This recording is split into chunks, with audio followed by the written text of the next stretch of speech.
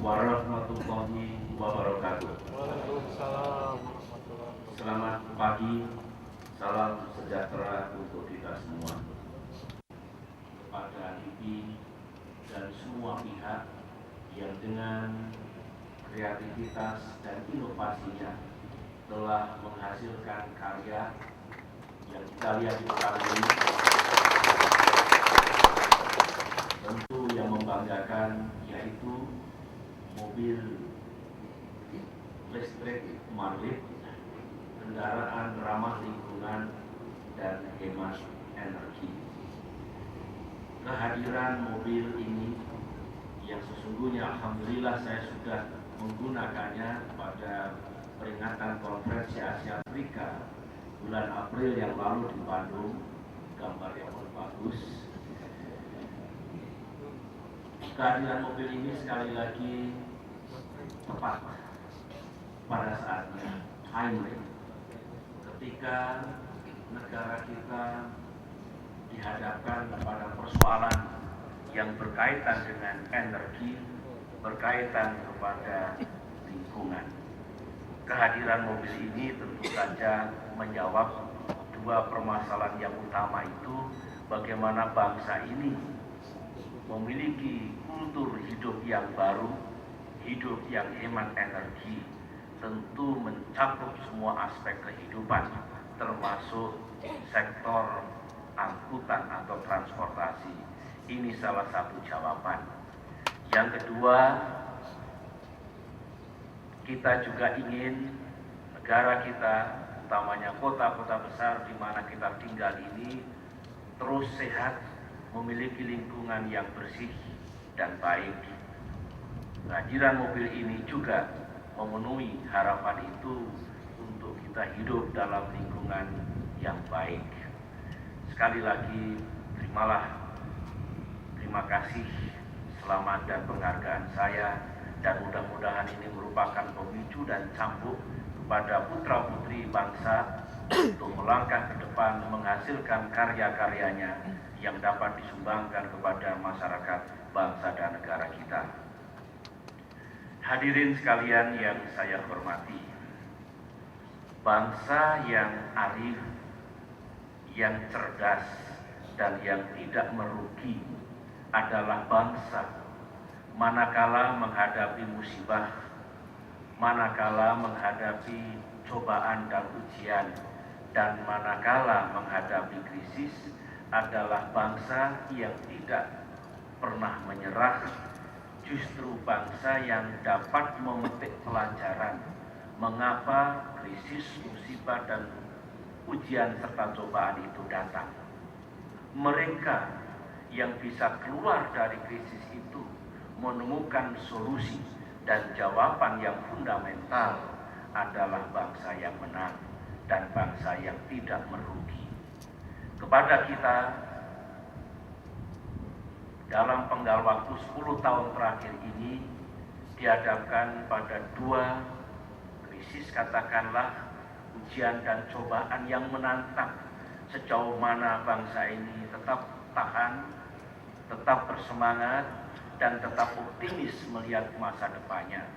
Pertama, krisis yang terjadi pada tahun 1998. Karena krisis itu kita melakukan reformasi. Krisis datang di samping pengaruh global, contagion effect dari krisis negara-negara yang lain.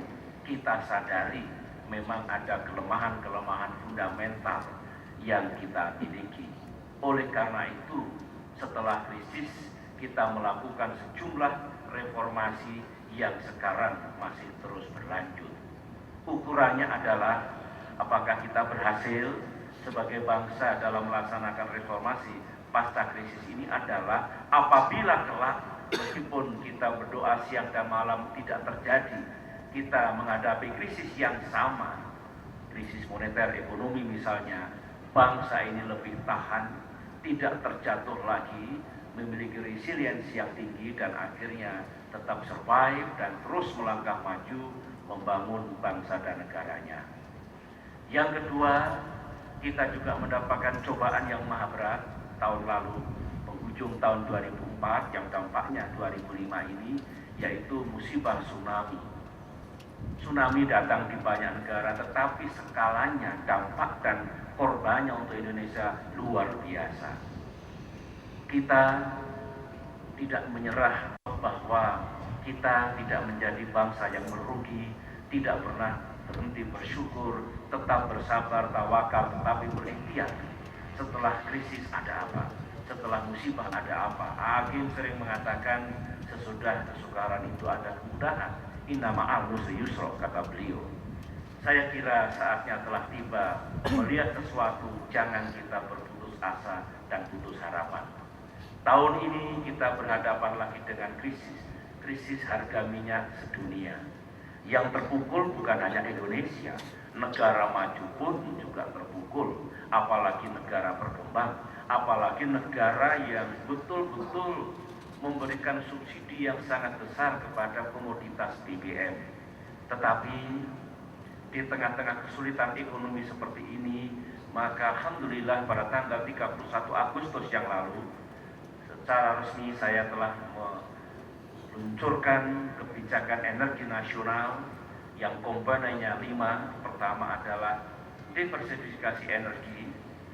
Mobil ini juga memberikan jawaban listrik. Yang kedua, konservasi energi, memberikan jawaban juga hemat energi. Kemudian yang ketiga, bagaimanapun kita harus menambah kapasitas produksi migas di dalam negeri dan kapasitas pengolahan migas di dalam negeri berupa kilang-kilang atau refinery. Yang keempat, bagaimanapun secara sistematis demi sehatnya ekonomi kita dan demi keadilan, maka kita harus mengembangkan kebijakan harga BBM dan kebijakan subsidi yang tepat dalam arti menyelamatkan masa depan seraya tetap melindungi mereka-mereka golongan ekonomi lemah, golongan yang tidak mampu dan yang masih miskin akibat kebijakan itu. Last but not least, dalam paket kebijakan energi nasional adalah law enforcement, penegakan hukum. Tidak tepat apabila kita menghadapi kesulitan energi seperti ini, ada sekelompok yang tenang saja melakukan kejahatan di bidang energi, pengoplosan, penyeludupan dan lain-lain, menikmati uang bermiliar-miliar di atas penderitaan saudara-saudaranya. Oleh karena itu kita sangat tegas untuk melakukan penindakan terhadap kejahatan yang berkaitan dengan BBM ini. Inilah 5 paket energi. Dan ternyata kita semua berpikir. Kita melakukan inovasi dengan kreativitas dan dengan berbagai upaya penelitian. Kemarin, alhamdulillah di Kemayoran, kita menyaksikan exhibition dan workshop. Hadirin sekalian yang saya hormati, dan Amerika Serikat karena memang sudah lebih dahulu maju. Karena saya melihat putra-putri Indonesia di banyak sektor, di banyak bidang juga memiliki keunggulan yang tinggi. Ketika saya berkunjung ke markas besar Microsoft di Seattle, Amerika Serikat pada awal tahun ini, saya bertemu dengan Presiden Republik Indonesia bahwa pengadaan sistem persenjataan ataupun pengadaan komoditas non pertahanan yang bisa diproduksi oleh industri dalam negeri wajib hukumnya untuk dikonsumsi oleh kita sendiri dengan produk-produk dalam negeri itu yang belum bisa. Tentu kita bekerja sama dengan luar negeri yang akhirnya adalah transfer of technology, partnership, bukan sekedar beli cash and carry, tapi satu partnership, satu cooperation yang akhirnya juga menunjang kemajuan industri di dalam negeri kita. Saya kira ini harus kita teruskan dan kita kembangkan untuk memperkuat basis industri dalam negeri kita. Dan tentunya kembali berbahagia, menyampaikan terima kasih dan penghargaan yang tinggi, dan mudah-mudahan karya bangsa seperti ini terus tumbuh di negeri kita. Mari kita pecahkan persoalan fundamental di bidang energi, di bidang lingkungan hidup, di bidang industri dan lain-lain dengan hasil karya kita. Bawa dan kembangkan teknologi di negara kita sekarang dan ke depan. Jangan didikotomikan yang disebut dengan resource-based economy dengan knowledge-based economy. Bring technology to all sectors, mulai dari pertanian, industri, dan jasa.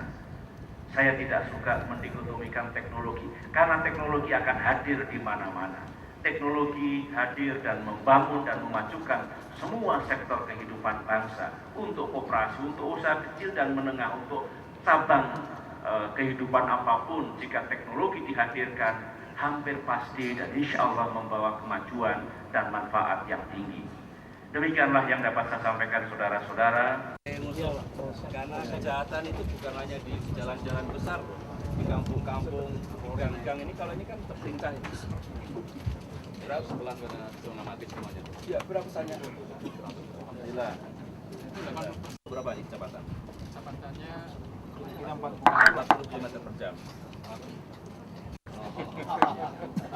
Kepada para polisi diharapkan menggunakan kendaraan ini sambil berzikir. Halo. ini MG Pak. Ini Mandel Golki namanya. Oh, luar biasa. Pakai MG-nya ya, 1, 2,